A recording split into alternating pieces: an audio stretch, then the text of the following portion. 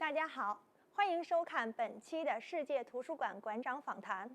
如果说德国最富有创造性的职业是音乐家，意大利是画家，那么法国就是作家。曾经有人这样说，在法国有2样东西是扔不掉的：面包和书籍。很多人去法国旅行，经常看到这样的画面，无论是在地铁、火车上，还是在街角的草地上，随处可见法国人在阅读。今天我们邀请的嘉宾是法国国家图书馆的馆长布鲁诺·拉辛先生。法国国家图书馆是世界上大型图书馆之一，由皇家图书馆发展而来，已有700多年的历史。它有数个馆址，其中最主要的馆址是密特朗图书馆，拥有3500万文献资料。自1537年法国第一个成角法颁布以来，法国国家图书馆收藏了法国几乎所有的印刷图书，同时它还是世界上第一个收藏连环画的图书馆。它的藏品是世界上独一无二的，藏有手稿、画稿、版画、乐谱、摄影、漫画、戏服、演出道具等等，以一种百科全书式的包容精神，收藏了各种各样的文献遗产。同时，图书馆还设有专业的工作室来修复这些藏品，为子孙后代保留这些原件。如今，法国国家图书馆在加速推进藏品数字化工作。它的 Gallica 数字图书馆已拥有400万数字文献资料，与欧洲和世界其他机构一起，共同创造一个未来图书馆的新面貌。那将是一个名副其实、无疆界的虚拟图书馆。布鲁诺·拉辛先生是现任法国国家图书馆的馆长，曾任法国外交部和战略文化部官员，蓬皮杜文化中心主席。他十分重视图书馆的社会教育职能，就像中国国家图书馆的文津图书奖一样，法国国家图书馆设立了作家奖，鼓励推广优质的图书。为了让更多的年轻人走进图书馆，法国国家图书馆与教育部合作，为中小学生提供与课程相关的阅读服务。这次我们就法国国家图书馆的数字化工作、馆员培训、阅读推广等问题，对布鲁诺·拉辛先生进行了深入的访谈。尊敬的布鲁诺先生，欢迎您再次来到国家图书馆。记得2010年5月，您来中国参加馆长论坛时，做了一个题叫谷歌与新世界的演讲。当时在演讲中提到了数字图书馆对传统图书馆业产生了巨大的影响。时隔5年，您再次来到图书馆，我想请问您对数字出版有些什么样的新看法？谢谢。Oui, en 5 ans, le monde a évolué très vite. L'Internet s'est développé, les centaines de millions d'habitants sur la planète se connectent chaque jour sur Internet, et le monde de l'édition lui-même se transforme. Il ne se transforme pas de la même manière selon les pays. Aux États-Unis, par exemple, la part des livres électroniques dans le total des achats de livres est maintenant importante, plus de 20%. Dans un pays comme la France, où on reste très attaché aux livres traditionnels, aux livres papier, ce pourcentage est beaucoup plus faible. Et donc, il faut bien tenir compte de ces particularités culturelles de chaque pays. Ce qui est certain, c'est que un certain nombre de secteurs, des tendances qui étaient déjà apparues il y a 5 ans, se sont confirmées et renforcées depuis lors. Les publications scientifiques, par exemple, sont maintenant entièrement numériques. La presse a des difficultés majeures pour trouver un équilibre financier devant la concurrence du numérique. Et il y a des secteurs qui résistent un peu mieux à cette évolution, comme la littérature, en tout cas en France, où le lecteur reste en majorité attaché au livre papier. Ce que nous constatons avec nos propres lecteurs, c'est que lorsque l'on a besoin d'une information très rapide, le recours à Internet et au numérique est la voie la plus privilégiée, la plus utilisée, mais dès lors qu'il y a un travail plus en profondeur, plus long, sur les textes, sur les sources, les documents originaux conservent la première place. Mais de plus en plus, les lecteurs, grand public ou universitaires, utilisent les deux formes. 那么，法国国家图书馆在面对数字革命时，都采取了哪些新的措施呢？ Alors, la Bibliothèque nationale de France essaye de ne pas subir passivement la révolution numérique, mais d'anticiper et peut-être dans certains cas d'inventer des solutions innovantes. Cette révolution comporte plusieurs aspects. Il y a d'abord la numérisation du patrimoine plus ou moins ancien que nous conservons. Et donc, c'est un travail de très longue haleine en raison de la richesse de ce patrimoine, mais qui va démultiplier de façon considérable la connaissance de nos collections et l'accès des lecteurs à ces collections. Je pense en particulier aux collections les plus précieuses, les plus fragiles, les anciens manuscrits par exemple, qui vont pouvoir être consultés par n'importe qui, alors qu'aujourd'hui, leur consultation est réservée à un petit nombre de spécialistes.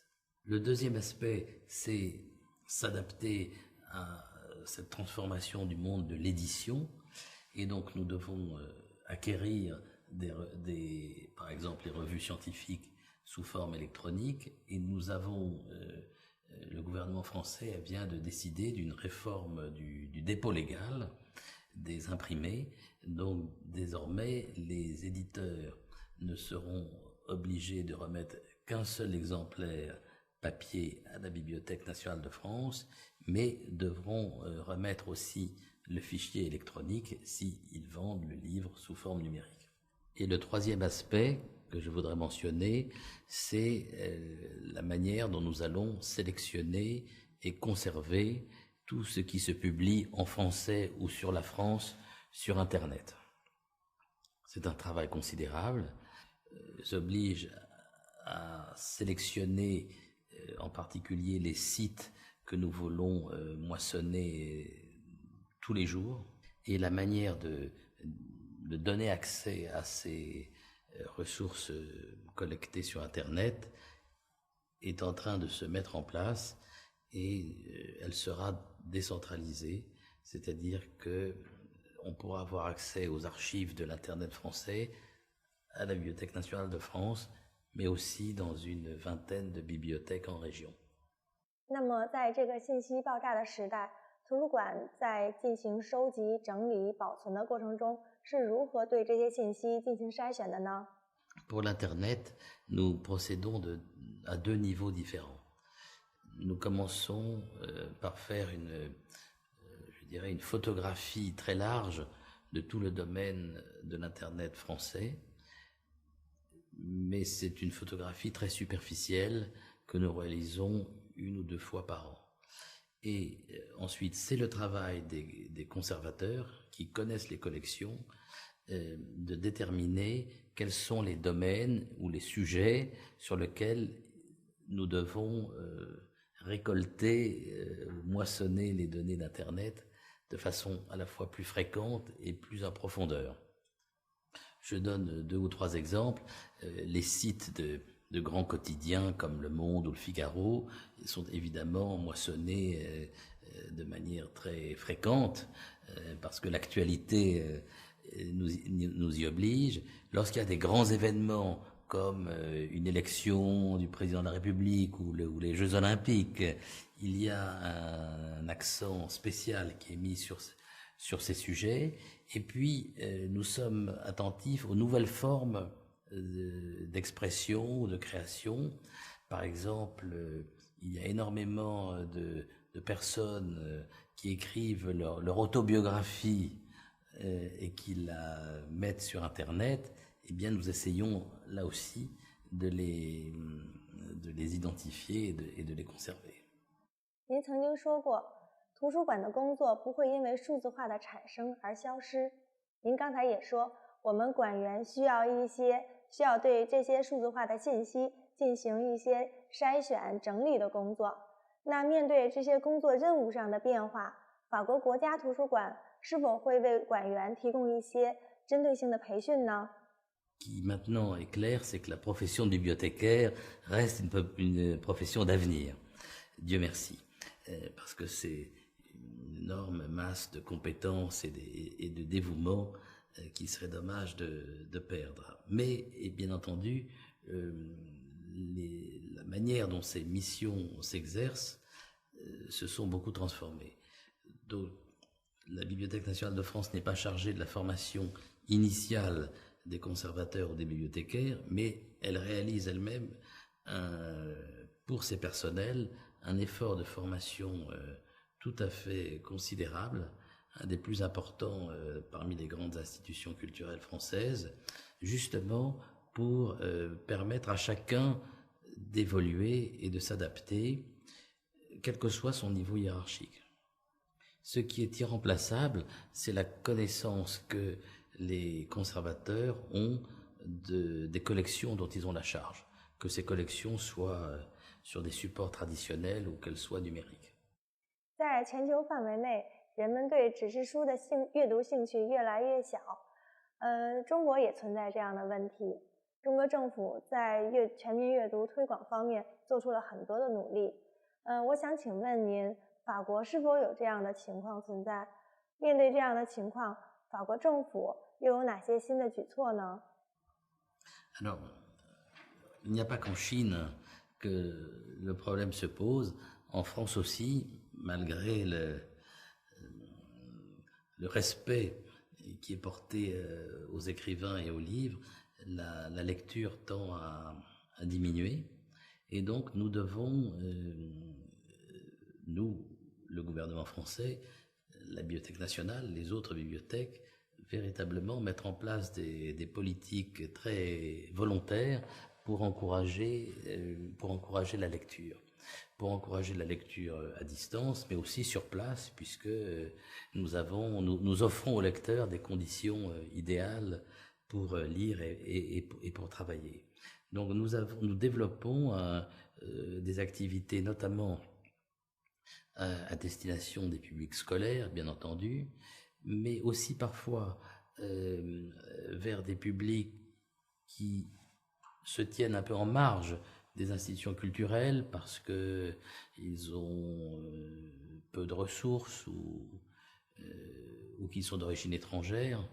Ou, autre exemple, nous faisons un travail avec 150 000 apprentis des métiers du bâtiment, des futurs maçons, auxquels nous montrons par le livre, par les documents que nous conservons, que leur métier est un noble métier qui a une histoire. Nous avons aussi bien sûr des activités de conférences, de colloques qui sont ensuite retransmises sur Internet. Et comme la Bibliothèque nationale de Chine, c'est moi qui l'ai créé d'ailleurs, nous décernons un prix annuel de la Bibliothèque nationale de France à un écrivain pour son œuvre. Et personnellement, j'anime avec une grande journaliste littéraire, une petite émission littéraire sur le web où nous invitons chaque mois 2 ou 3 écrivains pour parler de leur œuvre et la faire connaître.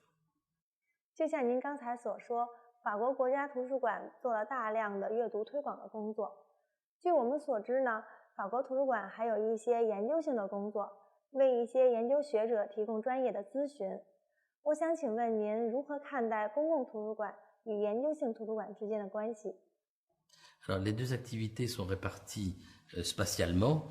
Il y a un niveau pour la bibliothèque de recherche et un autre niveau pour la bibliothèque ouverte au public, mais nous essayons de faire en sorte que les lecteurs de la bibliothèque publique deviennent ensuite des lecteurs de la bibliothèque de recherche, dans la mesure où notre public est en majorité composé de lycéens ou d'étudiants.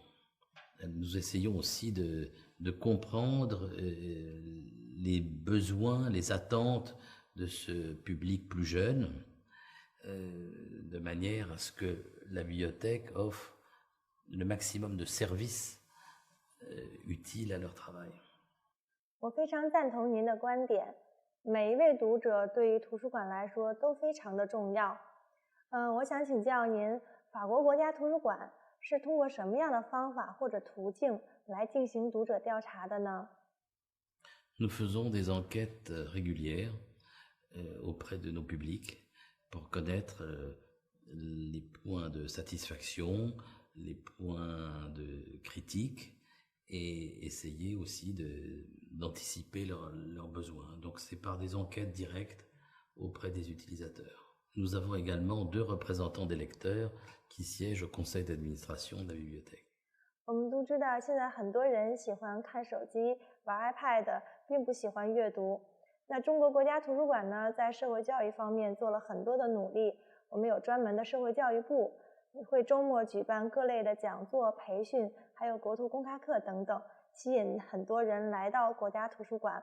那我很想知道，法国国家图书馆是如何开展社会教育服务的呢？ Alors, pour encourager le jeune public à, évidemment, la Bibliothèque nationale, à lire, la Bibliothèque nationale de France, Dieu merci, n'est pas seule en France, et donc c'est d'abord la responsabilité des bibliothèques de lecture publique qui dépendent à Paris de la ville de Paris. Il y a aussi une très grande bibliothèque dont j'ai eu la charge à l'intérieur du centre Georges Pompidou, mais la Bibliothèque nationale de France, qui pendant longtemps ne s'est pas préoccupée de cette question, aujourd'hui comprend qu'elle a aussi une responsabilité, et donc cela passe par une action géographique avec le système éducatif de la région parisienne, qui est très, très peuplée. Nous avons beaucoup d'accords, des visites de scolaires avec leurs professeurs et ainsi de suite. Peut-être qu'il faut que je m'arrête là pour vous permettre de traduire. Et nous pensons aussi que la bibliothèque numérique, notre bibliothèque numérique, Gallica, peut être également un outil de lecture. Et par exemple, nous sommes en train de moderniser, d'actualiser une bibliothèque idéale sur Gallica qu'on appellera les essentiels de la littérature. Nous pensons qu'il faut partir des pratiques des jeunes pour les amener à ce que nous considérons comme les activités les plus intéressantes sur le plan intellectuel, et ne pas se contenter de leur dire voilà ce que vous devez faire. Il faut maintenant être au plus près, plus proche de leurs attentes et de leurs habitudes. Donc c'est la nouvelle mission des bibliothécaires et des conservateurs, c'est de séduire aussi. 很荣幸，我曾经去过您工作过的巴黎庞毕度中心，还有一些当地的图书馆，非常喜欢。巴黎的图书馆有很多，请问您是如何看待图书馆与巴黎这座城市的关系呢？ Alors, la Bibliothèque nationale de France, pendant longtemps, était une institution réservée à la recherche. Elle s'appelait à l'époque, on l'appelait simplement la Bibliothèque nationale, simplement. Et c'est depuis que le président Mitterrand a voulu construire la nouvelle bibliothèque qu'elle s'est ouverte à un public sans restriction, à part l'âge. Il faut avoir plus de 16 ans. Donc ça, c'est la nouveauté de ces 2 dernières décennies. la nécessité pour la Bibliothèque nationale de France d'être plus liée, plus présente sur son territoire qu'elle ne l'était auparavant. Et donc, cela passe par toute une série d'actions envers tous les publics, mais aussi parce que nous sommes dans un quartier de Paris, une partie de Paris qui évolue très rapidement, une action locale plus intense qu'autrefois. Nous essayons de rendre la bibliothèque plus attrayante, et c'est pour la raison pour laquelle nous avons encouragé la présence de cinéma autour, que nous prévoyons de développer des commerces en limite de la bibliothèque pour qu'elle soit plus familière au grand public. 我们知道法国国家图书馆有很多精美的藏品，如果中国的读者想去法国国家图书馆参观，您最想推荐的藏品是什么？ Ah, ça c'est bien difficile à dire. C'est bien difficile à dire parce que il y en a qui parleraient directement au cœur du public chinois, comme le livre dont on vient de publier le facsimilé. Mais si on voulait, dans le patrimoine français, on pourrait par exemple leur montrer les manuscrits de Victor Hugo, parce que je pense que ça dirait quelque chose aussi au public chinois. 非常感谢您接受我们的采访，希望您此次中国之行一切顺利，谢谢。正如布鲁诺·拉辛先生所说，图书馆应面向社会公众提供一些生活服务，慢慢地使图书馆的生活气息更浓一些，让普通读者走进图书馆，不只是阅读，还有生活。只有这样，才能让那些丰富的藏品为人所知，为人所用。感谢收看这期节目，下次再见。